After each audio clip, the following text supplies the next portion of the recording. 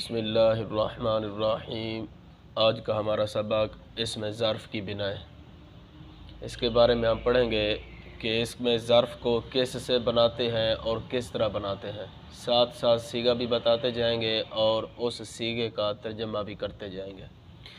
سب سے پہلے صیغہ آتا ہے مضربن۔ اسم ظرف کا پہلا صیغہ آتا ہے مضربن۔ اسے فعل مضارع معروف کے صیغے سے بنائیں گے۔ پہلا صیغہ فعل مضارع کا جو آتا ہے وہ آتا ہے یضرب۔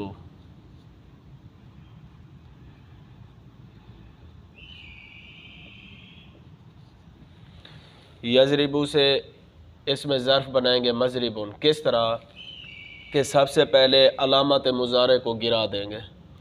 علامت مضارع کو گرا کر اس کی جگہ میم مفتوح علامت اسم ظرف لگائیں گے۔ فا کلمہ زواد ہے، یہ اپنی حالت پر رہے گا جس طرح ساکن ہے ساکن رہے گا، اور عین کلمہ یہ بھی اپنی حالت پر رہے گا جس طرح یہ مکسور ہے مکسور رہے گا، اور آخر میں اسم کی علامت تنوین لگا دیں گے تو ایسی صورت کے اندر مضربن بن جائے گا۔ اب اگر آپ مطلقاً ثلاثی مجرد سے اسم ظرف بناتے ہیں تو بنانے کا طریقہ اس طرح بتانا ہوگا کہ سب سے پہلے علامت مضارع کو گرا کر اس کی جگہ میم مفتوح لگائیں گے، فا کلمہ کو اپنی حالت پر رہنے دیں گے، یعنی ساکن ہے ساکن ہی رہنے دیں گے، اور اس کے بعد عین کلمہ کی جو حرکت ہے، عین کلمہ کی حرکت فعل مضارع کی عین کلمہ کی حرکت کو دیکھ کر دی جائے گی، یعنی فعل مضارع اگر مکسور العین ہے جس طرح یہ ہے عین کلمہ کے نیچے کسرہ مکسور العین ہے تو اسم ظرف کے اندر بھی عین کلمہ مکسور ہوگا، اور اگر مضارع مفتوح یا مضموم العین ہے تو اسم ظرف مفتوح العین آئے گا۔ مثال کے طور پر ینصر، ینصر، یفتح،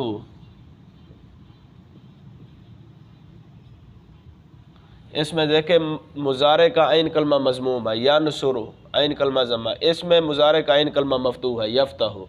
اگر مضارع کا عین کلمہ مضموم ہو یا مفتوح ہو، ایسی صورت کے اندر اسم ظرف مفتوح العین آئے گا، یعنی مفعول کے وزن پر۔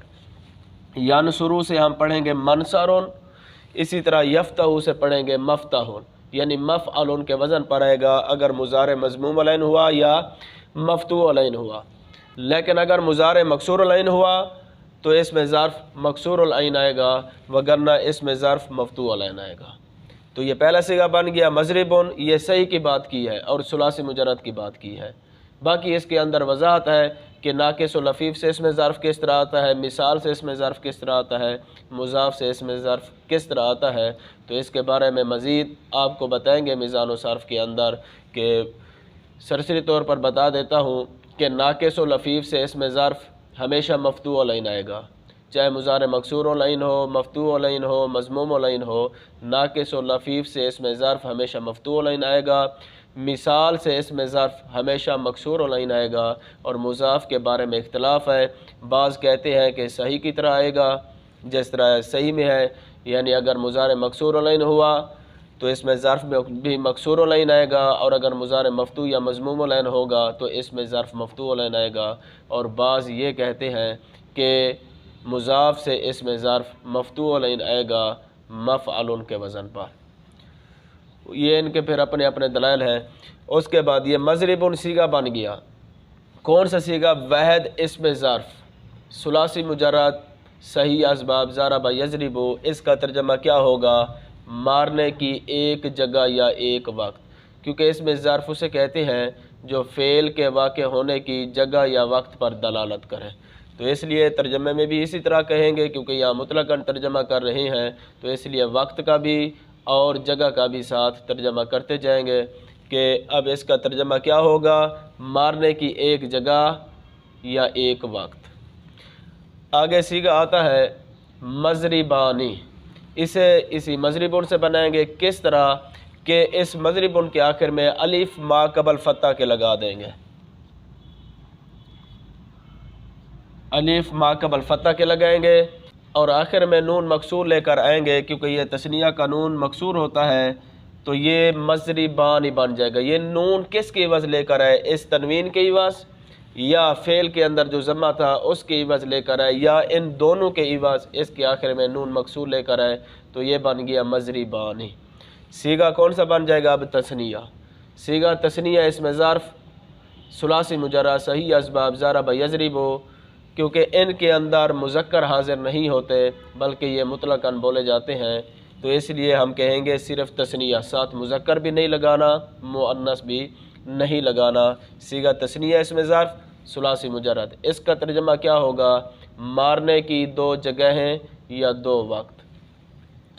آگے صیغہ آتا ہے مضارب، اسے بھی اسی مضربون سے بنائیں گے۔ کس طرح بنائیں گے؟ یہ جمع اقصی کا وزن ہے، تو آپ کو پچھلی ویڈیو کے اندر بھی بتایا تھا کہ جمع اقصی بنانے کا طریقہ یہ ہے کہ پہلے دو حرفوں کو فتح دیں گے، اس کے بعد الف علامت جمع اقصی لگا دیں گے۔ یعنی مضربون تھا، میم اور زواد پہلے دو حرفوں کو فتح دیا، اس کے بعد الف علامت جمع اقصی لگا دی، اس کے بعد دو حرف بچ گئے را اور با۔ دو حرفوں الف جمع اقصی کے بعد تو پہلا مکسور ہوگا اور دوسرے پر اعراب عامل کے مطابق ہوگا، یعنی اس کے اوپر تنوین نہیں آئے گی۔ کیوں نہیں آئے گی؟ کیونکہ یہ جمع منتل جمع یہ ایک اکیلا ایسا وزن ہے جو دو کے قائم مقام ہے، یعنی اسباب منع صرف جو ہے وہ 9 ہیں، ان میں سے ایک جمع منتل جمع بھی ہے، اور اس کے بارے میں یہی قاعدہ ہے کہ جمع منتل جمع اکیلا ایسا وزن ہے جو دو کے قائم مقام ہے، غیر منصرف ہونے کی وجہ سے اس کے اوپر تنوین نہیں آئے گی۔ تو یہ صیغہ جمع اس میں ظرف ثلاثی مجرد صحیح اسباب ضرب یضرب، اس کا ترجمہ کیا ہوگا؟ مارنے کی بہت سی جگہیں یا بہت سے وقت۔ آگے صیغہ آتا ہے مضربون، یہ تصغیر کا صیغہ ہے۔ کیسے پتہ چلا؟ کیونکہ تصغیر بنانے کا طریقہ بھی آپ کو بتا چکے ہیں کہ پہلے حرف کو ضمہ دیں گے، دوسرے حرف کو فتح دیں گے، اس کے بعد یا علامت تصغیر، پہلے حرف کو ضمہ دوسرے کو فتح، اس کے بعد یا علامت تصغیر، اس کے بعد کتنے حرف بچ گئے؟ دو، را اور با۔ دو حرف بچ جائیں تو پہلا مکسور اور دوسرے پر اعراب عامل کے مطابق، یعنی اسم ہے تو اس کے آخر میں تنوین آئے گی تو یہ بن جائے گا مضربون۔ صیغہ واحد مصغر باس اس میں ظرف ثلاثی مجرد صحیح اسباب ضرب یضرب، اس کا ترجمہ کیا ہوگا؟ تھوڑا مارنے کی ایک جگہ یا ایک وقت۔